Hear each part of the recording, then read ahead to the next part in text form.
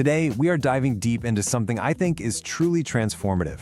We're talking about how to redesign our homes, not just to make them safer, but to turn them into sanctuaries that actively support our independence, our sovereignty, for all the years to come. So let's jump right in. We have to start right here. This quote, it gets to the absolute core of the problem, doesn't it? It's never really been about the money or the hassle of a renovation. The real wall we hit is this deep-seated fear. This idea that adding a safety feature is like raising a white flag. That a simple grab bar is no longer a tool for support, but a symbol of surrender. Well, today we are going to completely tear that idea down. So here's our roadmap. First, we'll unpack the real psychology behind why we push back on these changes. Then, we'll look at how our body's relationship with our home subtly shifts. From there, we'll talk about a powerful mindset shift from resident to curator, and I'll give you a practical 5-step protocol to make it happen. We'll wrap up by looking at the wisdom in this design and finish with one simple challenge to get you started. Okay, so first up, the real reason we resist. And let's be clear, this has almost nothing to do with vanity. It has everything to do with protecting our core sense of who we are, our identity. You know that feeling you get when you see a cold, sterile-looking safety product? That little bit of resistance? Well, that's not you being difficult. It's a completely healthy, natural response. It's called an identity defense mechanism. Your brain is actually doing its job perfectly. It's protecting your self-image from the stigma of a clinical environment. It's fighting to keep your home a place of comfort, not a place of care. And there's real science to back this up. When our homes start to look and feel like a hospital, it can actually trigger a physical stress response. Your brain releases cortisol, and that stress hormone can literally make you feel older and less capable. Suddenly, your sanctuary starts to feel like a waiting room, and you shift from being a homeowner to being a patient. And I want you to really hear this. When that happens, it is a fundamental failure of design, not a failure of your body. Which brings us to the big power shift, the whole point of this explainer. The best, most effective safety solutions today are what we call invisible adaptations. This is a total game changer, and it's all thanks to innovations in a field called universal design. We're talking about features that are so beautifully and seamlessly integrated into high-end design that you don't even notice them as safety. You just experience them as smart, elegant, and thoughtful design. All right, let's move on. We need to understand the subtle, often unseen ways that our physical relationship with our home changes over time. It happens to everyone, and it's totally normal. So first up is something called proprioception. The easiest way to think about this is like your body's own internal GPS. It's that amazing sense that tells you where your feet and hands are without you even having to look.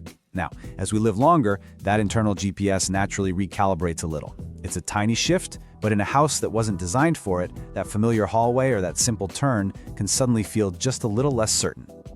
And the second piece of the puzzle is contrast sensitivity. This is all about your eye's ability to see the edges of things, to tell where one object stops and the background begins. When this naturally lessens a bit, it can be trickier to judge the edge of a stair or, to see where a white counter ends against a pale wall. And again, this isn't a failure of your eyes, it's a mismatch. The environment just isn't designed to give your eyes the clear information they need. So this brings us to a crossroads, a real choice in how we respond. The old way was reactive modification. You wait for a problem, and then you bolt on a clinical-looking fix that frankly creates friction and stigma. The new, empowered way is proactive integration. This is where you intentionally design a supportive environment from the ground up, one that feels intuitive, beautiful, and yes, even luxurious. And not making that choice can lead to a really dangerous psychological trap. It's called the fall risk paradox. It works like this. The fear of a fall makes us move less. We get more hesitant, maybe we avoid the stairs, but ironically, moving less weakens our muscles and affects our balance, which in turn increases our actual risk of falling. It's a vicious cycle, and the only way to break it is to create a home that inspires confidence and movement, not fear. This brings us to what I think is the most important part of this whole conversation. It's a fundamental shift in mindset. We are moving away from being a passive resident and stepping into the powerful role of being our home's curator. I want you to let this one really sink in. Forget the term aging in place. It sounds so passive, right? Like you're just staying put. But thriving in sovereignty, now that is active.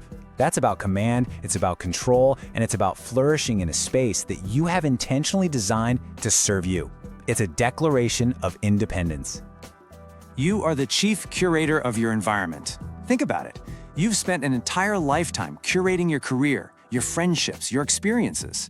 Now, you just apply that same wisdom, that same taste to your physical world.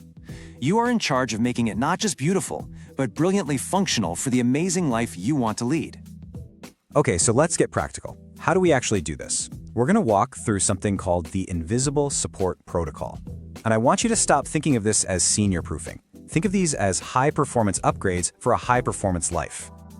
This protocol has 5 core parts, and every single one is designed to boost both aesthetics and safety. We've got a system for lighting, a rule for your floors, a new approach to support, an upgrade for all your hardware, and a final check for visual clarity. So let's look at the first 2, which are all about light and flow. Step 1 is the lighting layering system. This is brilliant. It's about installing motion-activated LED strips, maybe under the bathroom vanity or along a hallway baseboard. At night, they cast this soft, beautiful glow path that guides you without that blinding overhead light. It feels like you're in a 5-star hotel. Step 2 is the seamless threshold rule. This is non-negotiable. Every transition between rooms needs to be perfectly flush. It gets rid of one of the most common trip hazards, and it just gives your home that clean, modern, open-plan feel. Next up, touch and support. Now step 3, integrated support hardware. This is where the real magic is. We're done with those ugly clinical grab bars. We're replacing them with gorgeous design pieces. I'm talking about elegant towel racks, toilet paper holders, even beautiful shower shelves that are secretly engineered to support hundreds of pounds of force. It's all the support with zero stigma. Then step 4 is ergonomic luxury hardware. Simple swaps. Change out those round twisty doorknobs for sleek lever handles. Change out tiny cabinet knobs for stylish D-pulls. They look fantastic and they're just plain easier for anyone to use. And the final piece of the protocol is the contrast clarity audit. This one is subtle, but so powerful. Instead of putting ugly tape on your stairs, this is about using smart design to help your brain with depth perception. For instance, you could use a slightly darker stain on the front edge of each stair tread, or you choose a countertop that has a clear, natural contrast with the floor below it. These are elegant, neurological cues that make getting around your home feel absolutely effortless.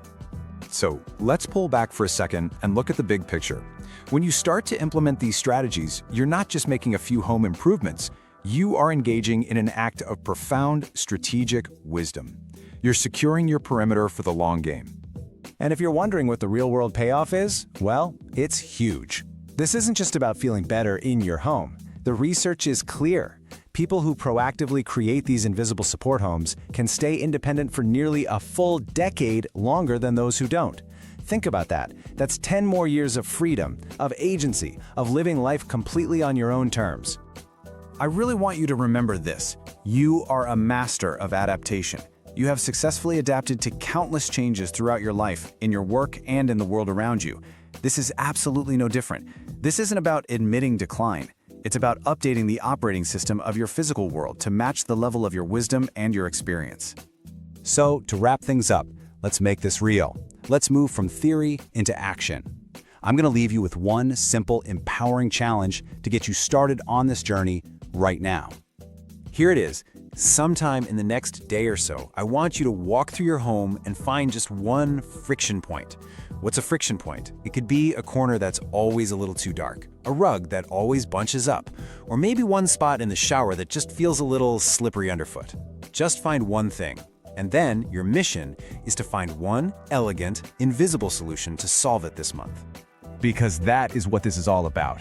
Your home is your sanctuary, and a truly safe home is, by definition, a beautiful one. Now, if you're wondering where the best place to start is, my advice is to look at that integrated support hardware. Replacing a standard towel bar with one that doubles as a gorgeous, sturdy grab bar is one of the single most effective first steps you can take. Remember, this is not about conceding anything. This is about claiming your power. Universal design is the ultimate gift of freedom that you give to your future self. So go on. Design the sanctuary, secure your agency, and lead your life with the powerful independence you have absolutely earned.